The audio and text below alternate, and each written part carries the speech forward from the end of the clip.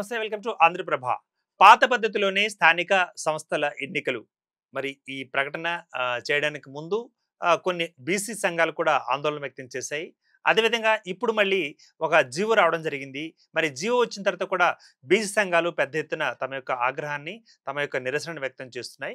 మరి ఇప్పుడు వచ్చిన జీవో ఏదైతే ఉందో మరి ఆ జీవో వల్ల బీసీలకు నష్టం జరుగుతుందా, లాభం జరుగుతుందా, మరి ఏ వర్గానికి ఎంత శాతాలు వచ్చే అవకాశం ఉంది అంటూ కూడా ఒక చర్చ బయటకు వచ్చింది. ఇదే చర్చా కార్యక్రమంలో మనతో పాటు చర్చించేందుకు సిద్ధంగా ఉన్నారు వల్లపురెడ్డి రవీందర్ రెడ్డి గారు. వీరు ఈబీసీ జాతీయ అధ్యక్షులు. ముందుగా మనం వారికి ఇన్వైట్ చేస్తున్నాం. నమస్తే అండి రవీందర్ రెడ్డి గారు. బాగున్నారా? రైట్ అండి. మరి బీసీలు బాగుంటే అందరూ బాగుంటారంటూ ఒక వ్యాఖ్య వినిపిస్తుంది. ఏమంటారు మీరు?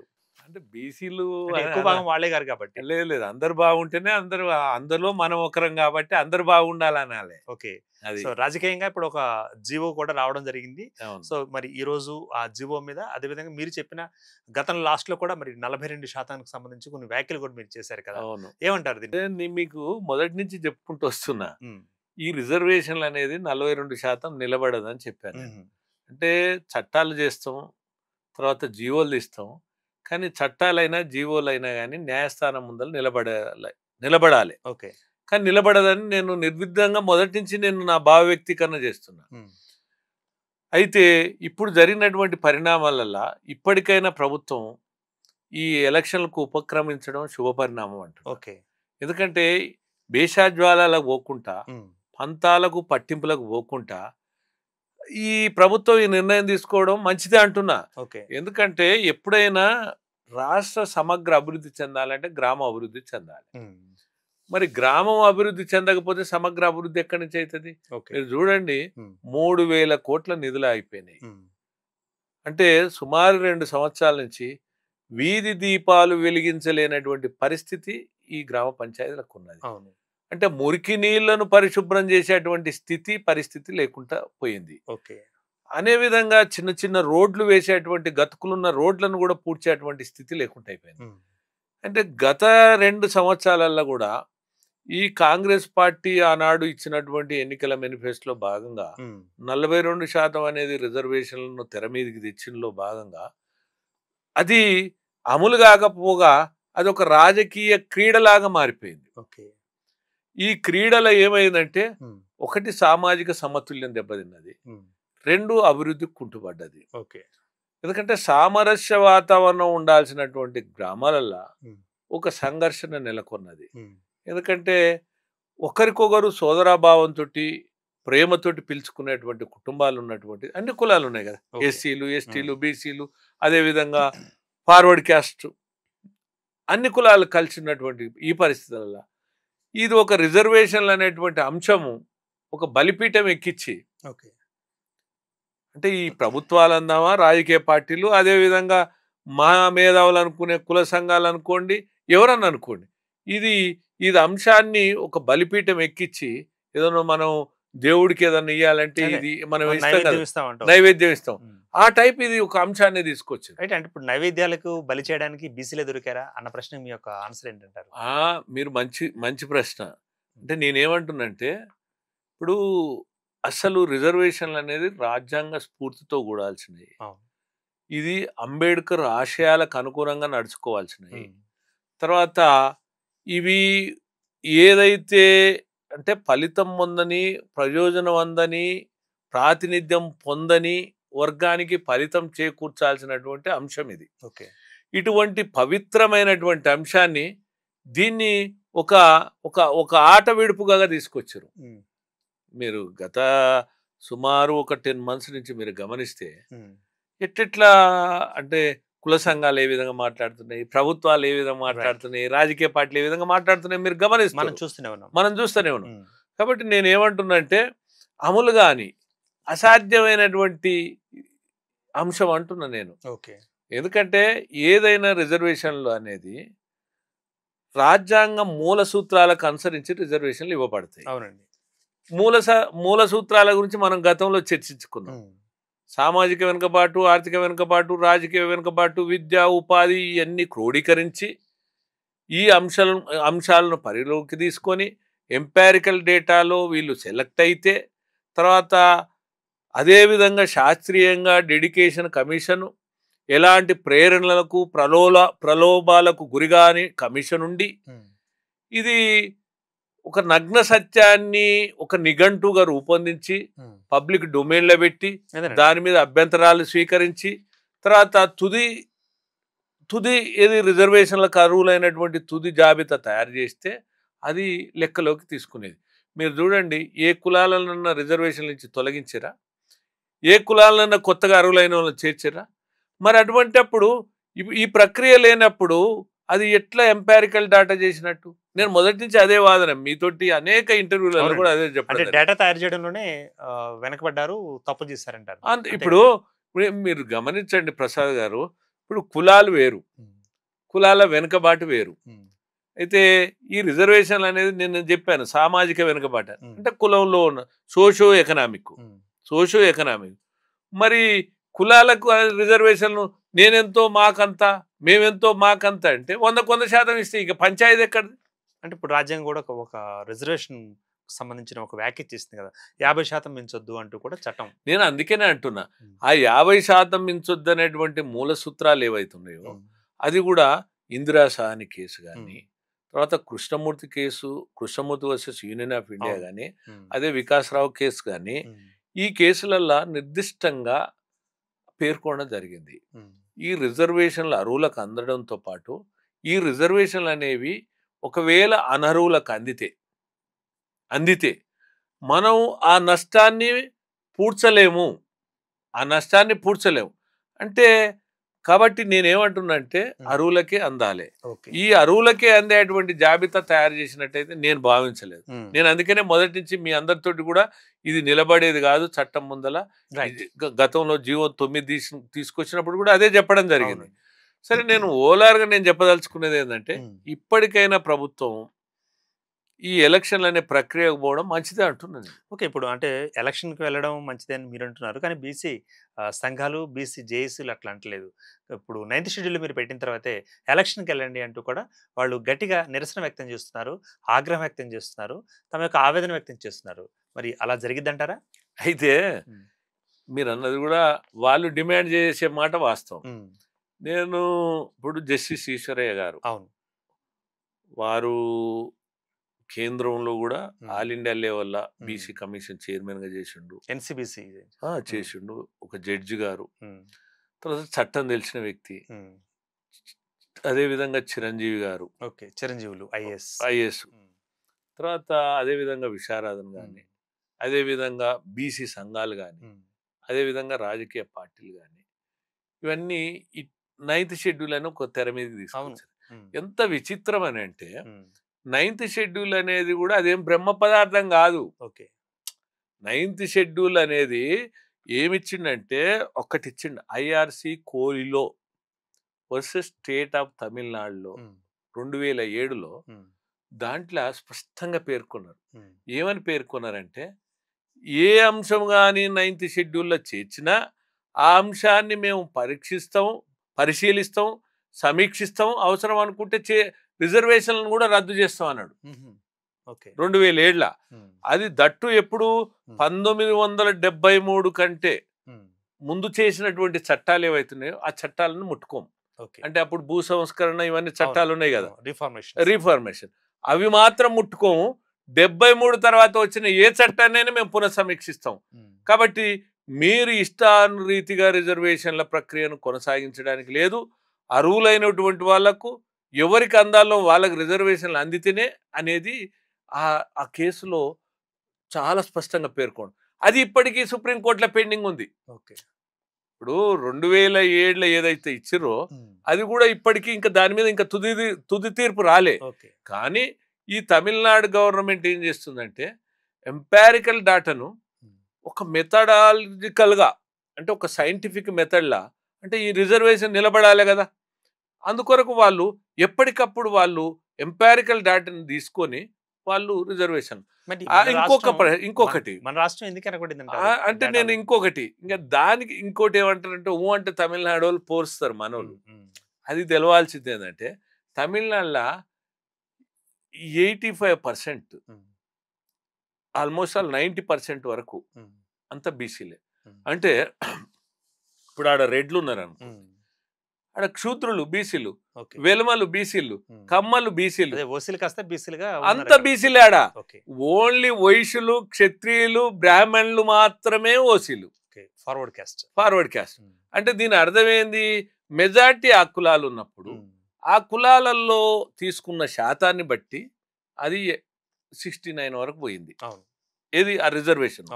దట్టు ఆ ఎంపారికల్ డాటా ఒక సిస్టమేటిక్గా చేయబట్టి వీళ్ళు అంటే 9th షెడ్యూల్ అది ఒక బ్రహ్మ పదార్థం అయినట్టు వీళ్ళు ఇప్పటికి కూడా భ్రమలలో నెట్టేసి మీరు 9th షెడ్యూల్లో చేర్పండి, ఇప్పుడు శీతాకాల సమావేశాలు ఉన్నాయి, అప్పుడు అది తేలినాక ఎన్నికలు జరపండి అని అంటే కనీసం గ్రామాభివృద్ధి కుంటుపడుతుంది.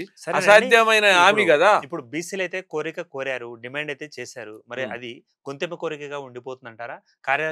కార్యరూపం దాలుస్తుందంటారా? అసలు వాస్తవంలో ఏం జరగబోతుందంటారు? నేను ప్రసాద్ గారు మీకు ముందు కూడా చెప్పిన, అసలు ఇప్పుడు వాస్తవంగా రిజర్వేషన్లు బీసీలు వేరు, బీసీ కులాలు వేరు, బీసీ వెనుకబడిన బ్యాక్వర్డ్ క్లాసెస్ వేరు. అంటే వెనుకబడిన తరగతులు వేరు, కులాలు వేరు. బీసీ కులాల పేరు మీద రిజర్వేషన్లు ఉండవు, వెనుకబడిన తరగతుల పేరు మీద రిజర్వేషన్లు ఉంటాయి. మరి వెనుకబడిన తరగతుల రిజర్వేషన్లు అంటే ఎంబీసీలు, సంచార జాతులు, అందులో ఉన్న వికలాంగులు వీళ్ళందరూ వస్తారు. మరి వీళ్ళ గురించి మీరు చూడండి, ఎప్పుడన్నా ఎవరన్నా మాట్లాడుతున్నారా? ఏ బీసీ సంఘాలన్నా మాట్లాడుతున్నాయా? ఏ రాజకీయ పార్టీలన్నా మాట్లాడుతున్నాయా? ఎంతసేపు ఉన్నా మాకు 42 కావాలి, బీసీలకు 42 కావాలని. అసలు బీసీలకు 42 అనేది అసలు 42 బీసీలకు అనేది లేదు. 42 కోరు, నువ్వు 52 కోరు, ఏదన్నా కోరు, నీ ఎంపారికల్ డాటా చూపించాలి కదా. ఇప్పుడు నీకు దానికి ఒక ఉదాహరణ చెప్తున్నాను. జస్టిస్ రోహిణి కమిషన్ అని 2017 వేసారు, అది తుది నివేదిక 2022 వేసారు, వచ్చింది. అంటే అది త్రిసభ్య కమిటీ. దాంట్లో ఏం చెప్పారంటే అసలు 4 రకాలుగా విభజించారు బీసీలను. మీకు చూపిస్తా. ఒకటి అదర్ బ్యాక్వర్డ్ క్లాసెస్, 2 ఎంబీసీ అంటే most backward classes, 3 ultra backward classes, 4 nomadical backward అంటే ట్రైబ్స్ అంటే సంచార జాతులు అన్నట్టు. అంటే ఈ 4 రకాలుగా విభజించిన తర్వాత వాళ్ళు ఈ 4 రకాలను పరిశీలిస్తే మొత్తం 97% ఫలితాలను అంటే రిజర్వేషన్ ఫలాలను 97% రిజర్వేషన్ ఫలాలను 25% వాళ్ళు ఆడుకుంటారు. 3% ఫలాలను 75% వాళ్ళు ఆడుకుంటారు. అసమానతలు ఉన్నాయంటారు కదా అక్కడ. నెంబర్ 1 అంతే కదా. నెంబర్ 2 మళ్ళా నేను ఇప్పుడే చెప్పినగా 97% రిజర్వేషన్ల ఫలాలను 25% వాడుకుంటున్నారని. ఆ 25%లో 1% ఉన్న జనాభా వాళ్ళు 50% వాడుకుంటారు. అంటే ఎంత ఘోరం. అంటే దీన్ని బట్టి ఏంటంటే ఒక 5-6 కులాలే వాడుకుంటున్నాయి. అంటే జస్టిస్ రోహిణి కమిషన్ ఏమన్నది, ఇది అన్యాయం, ఈ విధంగా ఇట్లా రిజర్వేషన్ ఫలాలు ఇట్లా దుర్వినియోగం కావడానికి వీలు లేదని చెప్పింది. దాని మీద ఒక్క బీసీ సంఘాలు మాట్లాడారు. ఇప్పుడు బీసీలకు రిజర్వేషన్లు అంటే దాంట్లో రోహిణి కమిషన్ రికమెండ్ చేసింది బీసీలకు 2% అన్నది. బీసీలకు 2% అన్నది. తర్వాత ఎంబీసీలకు 9% అన్నది. అంటే ఇట్లా డివైడ్ చేసుకుంటా, అంటే ఫలాలు ఎవరికి అందాలో వాళ్ళకి అందాలన్నది. ఇంకా సంచార జాతులకు 10% రిజర్వేషన్లు ఇవ్వమన్నది, ఇట్లా ఇవ్వమన్నది. కానీ వీళ్ళు ఎంతసేపు ఉన్నా బీసీలు అంటారు. సంచార జాతుల్లో కూడా అర్ధ సంచార జాతులు కూడా ఉంటారు చాలా మంది అండి. అసలు మనం చెప్పుకోవడానికి వీలు లేనటువంటి పరిస్థితులలో ఉన్నారు. సపోజ్ వడ్డర్లు ఉన్నారు మనం ఎంబీసీలలో ఎగ్జాంపుల్.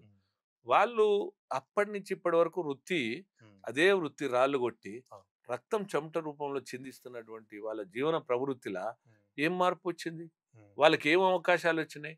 అట్లా అనేక కుమ్మరి, కమ్మరి, చాకలి, వడ్రంగి అట్లా అనేకంగా. అదేవిధంగా మిగతా కులాల సంచార జాతులలో కూడా అనేక కులాలలో అంటే సుమారు 100 కులాలు వార్డు మెంబర్కి కూడా పోనటువంటి కులాలు. మరి ఉట్టిగానే బీసీలకు రిజర్వేషన్లకు మాకు 42 కావాలంటే బీసీలు అంటే ఎవరు? శాస్త్రీయబద్ధమైన ఆలోచనతో లేరంటారు. అంతే కదా.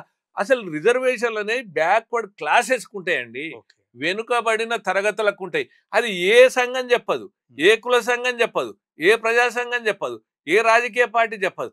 ఎంతసేపు ఉన్నా కానీ భ్రమలు కల్పించే మాటలు, ఈ కొంగ జపాలు చేస్తున్నటువంటి నాటకాలు ఇవి ఇది చాలా విచారకరమైనటువంటి విషయం. రైట్. మరి ఇప్పుడు మొత్తం మీద ఏం జరగబోతుందంటారు? మరి స్థానికల ఎన్నికలకు సంబంధించిన సంరంభం ప్రారంభించడం జరిగింది. ఒక జీవో కూడా బయటికి రావడం జరిగింది అవును. ఈరోజు. జియో 46 వచ్చింది. జీవో ఈ నెంబర్ రోజే విడుదల 46. చేశారు. మరి నెక్స్ట్ ఏం జరగబోతుందంటారు? ఏం జరిగే అవకాశం ఉందంటారు? ఇప్పుడు నేనేమంటున్నానంటే, నేను వాస్తవాలు చెప్పదలుచుకున్నా. హ్మ్. నేను అప్పటికి ఇప్పటికి కూడా నేను మొదట్లోనే చెప్పిన నేను. హ్మ్. ఎప్పుడైనా కూడా ఈ రిజర్వేషన్లు అనేవి రాజ్యాంగబద్ధంగా ఉండాలి. హ్మ్. అశాస్త్రీయంగా ఉండొద్దు, అనైతికంగా ఉండొద్దు, అధర్మంగా ఉండొద్దు హ్మ్. అని చెప్పుకుంటూ వచ్చినాం. హ్మ్. కానీ వీళ్ళు లేనిది అభూత కల్పనలు రాజకీయ పార్టీలు పోటీపడి అదే విధంగా కుల సంఘాలు అదే విధంగా మాట్లాడుతున్నాయి. ఇప్పటికి కూడా నేను స్పష్టంగా ఏం చెప్తున్నంటే, హ్మ్. ఈ రిజర్వేషన్లు అనేది హ్మ్. పాత పద్ధతులనే కొనసాగుతాయి. పాత పద్ధతి అంటే ఎంతండి రిజర్వేషన్? అంటే ఇప్పుడు సపోజ్ దాని మీద గతం పూర్తి నీలి నీడలు అంటే 20 ఆగిపోలేదు. యాక్చువల్‌గా హ్మ్. ఎస్సీ, ఎస్టీలకు పోను. హ్మ్. మిగిలినది మొత్తం బీసీలకు ఇస్తారు. హ్మ్. అది పోయినసారి నాకు తెలిసి కేసీఆర్ 23% అమలు చేశాడు. ఓకే. అయితే ఈ రిజర్వేషన్లు కూడా హ్మ్. గతంలో 34% అమలు చేసినటువంటి, అంటే 27% దాన్ని కుదించారు మళ్ళీ కేసీఆర్ గవర్నమెంట్ వచ్చాక. 27% చట్టబద్ధంగా ఉంటే హ్మ్. అమలుంటే హ్మ్. ఎప్పటి నుంచి ఇది రిజర్వేషన్లు అనేది ఎప్పుడొచ్చింది అంటే హ్మ్. 73 రాజ్యాంగ సవరణ ద్వారా ఓకే. 1992లో వచ్చింది చట్టం. హ్మ్. హ్మ్. 73 రాజ్యాంగ సవరణ. హ్మ్. అది ఎప్పుడు అమలైందంటే 1993 ఏప్రిల్ 24 నుంచి రిజర్వేషన్లు అమలుకి వచ్చినాయి. ఓకే. అంటే సుమారు 32 సంవత్సరాలు అయిందనుకోండి. ఈ 32 సంవత్సరాలల్లో కూడా ఈ రిజర్వేషన్లు ఫలాలు అందాల్సిన వాళ్ళకి అందలే. హ్మ్. ఒక తరం కూడా మారిపోయి ఉంటుంది కదా! అంతే కదా, 3 దశాబ్దాలంటే యెస్. యెస్. ఇప్పుడు ఎంతసేపు ఉన్నా కానీ మా కోట మా వాట అంటారు. హ్మ్. మరి ఎంబీసీల కోట ఎవరెత్తుకపోయారు? హ్మ్. సంచార జాతుల కోట ఎవరెత్తుకపోయారు? హ్మ్. వికలాంగుల వాట ఎవరెత్తుకపోయారు? హ్మ్. మరి ఎవరెవరు అన్యాయం చేశారు? రైట్. అంటే ఇప్పుడు ఈ వాటా అగ్ర ఎవరు బీసీలే. ఎత్తుకుపోయారు అన్నదానికి మరి రాజకీయ నాయకులు చెప్పే ఆన్సర్ ఏంటంటారు? ఏం చెప్తున్నారు రాజకీయ వాళ్ళు? నాయకులు ఎంతసేపు ఉన్నా గానీ హ్మ్. అసలు వాస్తవాలు చెప్పకుండా హ్మ్. బీసీలకు న్యాయం జరగాలంటారు. ఓకే. బీసీలంటే ఎవరు అనేది నిర్వచనం లేదు. హ్మ్. రిజర్వేషన్లు అంటే అర్థం చెప్తలేరు. హ్మ్. అరువులు అనరువులు అనేది తేల్స్తలేరు. హ్మ్. ప్రభుత్వం అదే విధంగా వ్యవహరిస్తున్నది. దానికి తోడు రాజకీయ పార్టీలు కూడా రైట్.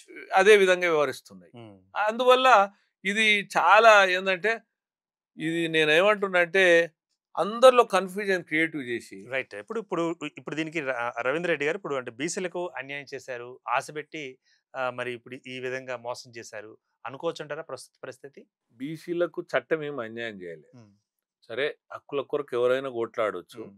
అవకాశాలు దక్కించుకోవడానికి ఆశపడొచ్చు. దాంట్లో తప్పేం లేదు. వాళ్ళు ఉన్నదానికంటే పెంచమని కోరడం వల్ల కూడా తప్పులేదు. హ్మ్.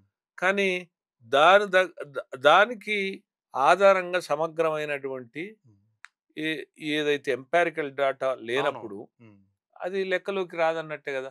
రైట్. అదంతా వృధా ప్రయాసమే గదా! ఓకే. ఇప్పుడు ఎవరు మాట్లాడినా వృధా ప్రయాసమే గదా! రైట్. ఇక చివరిగా మనకి హైకోర్ట్‌లో కూడా స్టే విధించింది కదా! ఐ మీన్ దాన్ని హ్మ్. ముందుకు తీసుకెళ్ళింది కదా! వాయిదా చేసింది కదా! అవును. అక్కడ రిజల్ట్ ఎలా ఇచ్చే అవకాశం ఉందంటారు? నేను ఎలా వచ్చే అవకాశం ఉందంటారు? ఎప్పుడైనా జూడండి, హ్మ్. నేను గతంలో సుప్రీంకోర్టు సీలింగ్ ఏదైతే ఉందో హ్మ్. ఇందిరా సాని కేసు 50% హ్మ్.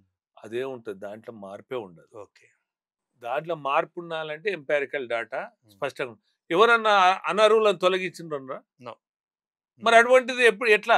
అర్హులను చేర్చాలి, అనర్హులను తొలగించాలి, హ్మ్. వాస్తవ జాబితా తయారు చేయాలి, అది పబ్లిక్ డొమైన్‌లో ఉంచాలి. Public right. డొమైన్ నుంచి హ్మ్. దాని మీద ఆబ్జెక్షన్స్ చేసి హ్మ్. అప్పుడు ఏదన్నా ముందుకు పోతే అయితది గానీ, హ్మ్. ఉట్టిగనే వీళ్ళేమంటారు, ఇప్పుడు చూడండి హ్మ్. డెడికేషన్ కమిషన్ ఏసినాం, హ్మ్. కులాల లెక్క చేసినాం. అంటే కులాల లెక్క అంటే జనాభా లెక్క చేస్తే అది లెక్కకొస్తదా? హ్మ్. జనగణన వేరు, కులగణన వేరు, కులాల వెనుకబాటు ఉన్నటువంటి పరిస్థితులు వేరు. హ్మ్. ఈ ఒకదానికొకటి డిఫరెన్స్ ఉన్నాయి. ఓకే. ఆ!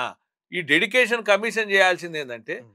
కులం అందులోనే మూల సూత్రం వల్లనే ఉంది. రైట్. సోషో ఎకనామిక్ అనేది ఉంది. రైట్. దానికి నిర్వచనానికి హ్మ్. అది రూపొందించకుండా ఓకే. ఈ రిజర్వేషన్‌లనేయి రైట్. ఎంత మాట్లాడినా అది ఉండదు. నేను ఈ మన ఆంధ్రప్రభ ఛానల్ ద్వారా, హ్మ్. మన న్యూస్ ఛానల్ ద్వారా నేనొకటి విజ్ఞప్తి చేస్తున్నా. హ్మ్.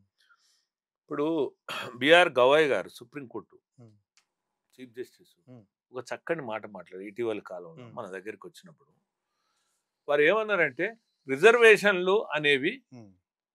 ఎవరికి అందాలో వాళ్ళకే అందాలి. హ్మ్. ఒక గ్రామీణ ప్రాంతంలో ఉన్న వ్యక్తులకు అందాలి గానీ, ఒక ఐఏఎస్ కొడుకు, ఒక ఐపీఎస్ కొడుకు అట్లా గాదు. ఈ విధమైనటువంటి రిజర్వేషన్లు ఉండడానికి వీలేదు. ఎవరికి వాళ్ళు వైదొలగాలి. మరి అట్లెందుకు చేయకూడదు? ఓకే. నేను ఇప్పుడు పిలిపిస్తున్నా నేను. అది ఎస్సీ గాని, ఎస్టీ గాని, బీసీ గాని లేదా ఈడబ్ల్యూఎస్ గాని ఎవరైనా గాని అది ఒకసారి రిజర్వేషన్ల అనుభవ ఫలితాలు పొందిన తర్వాత రెండోసారి వైదొలగాలి. అప్పుడే సమగ్రంగా అభివృద్ధి జరుగుతుంది. ఆ దిశగా చట్టాలు రావాలి. అట్లా వచ్చినప్పుడే రిజర్వేషన్లకు స్ఫూర్తి ఉంటుంది. అంబేద్కర్కు రాజ్యాంగానికి స్ఫూర్తి ఉంటుంది. రైట్ అండి. థ్యాంక్స్ ఫర్ ద పార్టిసిపేషన్ అండి. Thank you very much. మరి మొత్తంగా పాత పద్ధతిలోనే స్థానిక ఎన్నికలు జరగబోతున్నాయా? మరి బీసీ నాయకులు, బీసీ జేఏసీలు ఏం చేయబోతున్నాయి? అసహనం వ్యక్తం చేయబోతున్నాయా? ఆగ్రహం వ్యక్తం చేయబోతున్నాయా? అంటే మరి ఇప్పటికే ఆగ్రహం వ్యక్తం చేస్తున్నారు అన్న పరిస్థితి కూడా మనకి దాదాపుగా వినిపిస్తోంది. మరి ఈ క్రమంలో రేవంత్ సర్కార్ ఎటువంటి కీలక నిర్ణయం తీసుకుంటుంది? మరి స్థానిక సంస్థలకు సంబంధించిన ఎన్నికలు మరి పాత రిజర్వేషన్ అంటే మరి 23% ప్రకారము వెళ్ళే అవకాశం ఉందా? సో ఈసారికి ఇలాగే కానిస్తుందా? మరి బీసీలకు కోరుకున్న బీసీలకు ఇస్తామన్న కామారెడ్డి డిక్లరేషన్ ప్రకారం వెళ్ళలేని పరిస్థితి ఇప్పుడు ఏర్పడిందా అన్నది కూడా వేచి చూద్దాం. Keep watching Andhraprabha.